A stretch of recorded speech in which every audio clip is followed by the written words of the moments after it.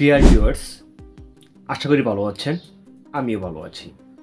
Viewers, আমি আজকে এই ভিডিওতে আলোচনা করব বাংলাদেশের বিখ্যাত লসবিহীন মানে লস মুক্ত 5টি ব্যবসা।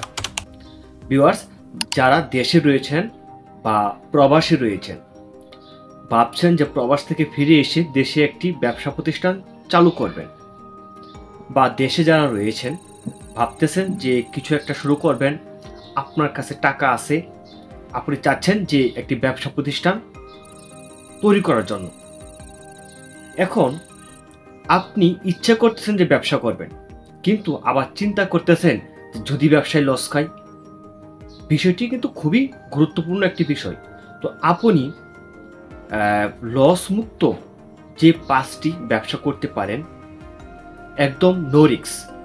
প্রয়োজনে আপনার প্রোডাক্ট মাল থেকে যাবে কিন্তু কখনোই লস হবে না। বিক্রি না করতে পারলে আপনার প্রোডাক্ট থেকে যাবে কিন্তু লস হওয়ার সম্ভাবনা নেই। এই রকম 5টি ব্যবসা আজকে আমি এই ভিডিওতে তুলে ধরব, তাই ভিডিওটি কন্টিনিউ করতে থাকুন। ভিউয়ার্স, প্রথম যে ব্যবসাটি সেটি হচ্ছে বাড়ি ভাড়ার ব্যবসা। ভিউয়ার্স, বাড়ি ভাড়াটা কিন্তু একটি পোর্টফোলিও ইনকামের অন্তর্ভুক্ত। আর আপনার যদি বাড়ি বা আপনার জেলা শহরের ভিতরে যদি জমি থাকে, সেখানে আপনি বাড়ি করে আপনি বাড়ি ভাড়া দিতে পারেন, যা আপনার পোর্টফোলিও ইনকামের অন্তর্ভুক্ত। তো বাড়ি ভাড়া কিন্তু একবারই যা ইনভেস্ট করবেন তার প্রতি মাসে মাসে কিন্তু আপনাকে রেভিনিউ দিতে থাকবে। তো এটি একদম 0.0% লসবিহীন একটি ব্যবসা হচ্ছে বাড়ি ভাড়ার ব্যবসা। ভিউয়ার্স, 2 নম্বরে যে ব্যবসাটির কথা বলবো সেটি হচ্ছে ফার্মেসির ব্যবসা।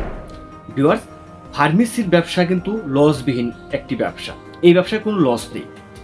আপনি চাইলে 5-6 লক্ষ টাকা খরচ করে বড় পরিসরে কিন্তু ফার্মেসি দিতে পারেন। এই ব্যবসায় আপনার কোনো লস নেই, 0% রিস্ক।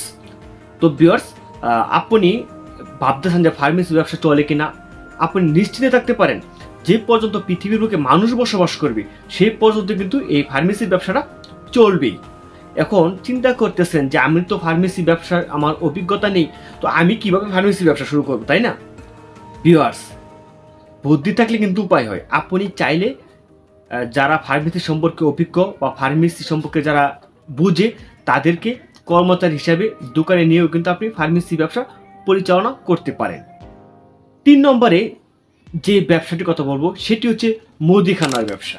ভিউয়ার্স, বর্তমানে মুদিখানার ব্যবসা কিন্তু ব্যাপক পরিমাণে একটি চাহিদাপূর্ণ ব্যবসা। আপনি খেয়াল করে দেখবেন আপনার আশেপাশে যারা মুদিখানার ব্যবসা করে তারা কি লস খেয়ে মুদিখানার ব্যবসা ছেড়ে দিয়েছে, না মুদিখানার ব্যবসা কেমন চলে আপনি আশেপাশে যদি একটু দেখেন তে কিন্তু আপনি বুঝতে পারবেন। তো ভিউয়ার্স, আপনি চাইলে মুদিখানার ব্যবসা শুরু করতে পারেন, যে ব্যবসায় কোনো লস নেই। যে পর্যন্ত পৃথিবীর বুকে মানুষ বসবাস করবে সেই পর্যন্ত কিন্তু এই মুদিখানার ব্যবসা চলবে। আপনি চাইলে মুদিখানার ব্যবসা শুরু করতে পারেন। 4 নম্বরে যে ব্যবসাটির কথা বলবো খুবই লাভজনক একটি ব্যবসা, সেটি হচ্ছে রেস্টুরেন্টের ব্যবসা। ভিউয়ার্স, পৃথিবী যে পর্যন্ত থাকবে সেই পর্যন্ত রেস্টুরেন্টের ব্যবসা চলবে। আপনি চাইলে রেস্টুরেন্টের ব্যবসা স্টার্ট করতে পারেন। তো মনে করতেছেন যে রেস্টুরেন্টের ব্যবসা যদি লস খায়, না ভিউয়ার্স, লস খাওয়ার কোনো সম্ভাবনা নেই। চাইলে আপনি রেস্টুরেন্টের ব্যবসা শুরু করতে পারেন। পরিশেষে একদম সর্বশেষ যে ব্যবসাটির কথা বলবো সেটি হচ্ছে লাইব্রেরি ব্যবসা। ভিউয়ার্স, আপনি চাইলে একটি লাইব্রেরি স্টার্ট করতে পারেন। লাইব্রেরির প্রোডাক্ট কখনো পচে না, গলে না, নষ্ট হওয়ার সম্ভাবনা নেই। তো ভিউয়ার্স, আপনি নিঃসন্দেহে কিন্তু একটি লাইব্রেরি ব্যবসা স্টার্ট করতে পারেন। আর লাইব্রেরি ব্যবসা কোনো রিস্ক নেই, লাভের পরিমাণ একটু বেশি। তো যে পর্যন্ত আপনার মানুষ বসবাস করবে, যে পর্যন্ত শিক্ষা প্রতিষ্ঠান চলবে সেই পর্যন্ত কিন্তু লাইব্রেরি ব্যবসাগুলো স্টার্ট বা লাইব্রেরি ব্যবসাগুলো চলবে। তো আপনি চাইলে একটি লাইব্রেরি ব্যবসা স্টার্ট করতে পারেন। ভিউয়ার্স, এই ছিল 5টি ব্যবসার আইডিয়া, যে 5টি ব্যবসা আপনি নিঃসন্দেহে করতে পারেন, যে 5টি ব্যবসায় কোনো লস নেই, একদম লস মুক্ত এই 5টি ব্যবসা।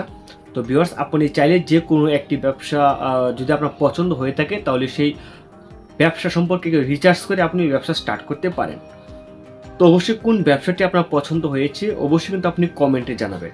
আর ভিউয়ার্স, যদি ভিডিওটি ভালো লেগে থাকে তাহলে অবশ্যই ভিডিওটাকে লাইক দেবেন। যদি চ্যানেল নতুন হয়ে থাকেন তাহলে অবশ্যই চ্যানেলটি সাবস্ক্রাইব করে বেল বাটনটি বাজিয়ে রাখবেন পরবর্তী ভিডিওর নোটিফিকেশন পাওয়ার জন্য। আজকের মতো এখানেই বিদায় নিচ্ছি। ভালো থাকবেন, সুস্থ থাকবেন। দেখা হবে অন্য কোনো ভিডিওতে, অন্য কোনো বিষয় নিয়ে, অন্য কোনো আলোচনায়। খুদা হাফেজ।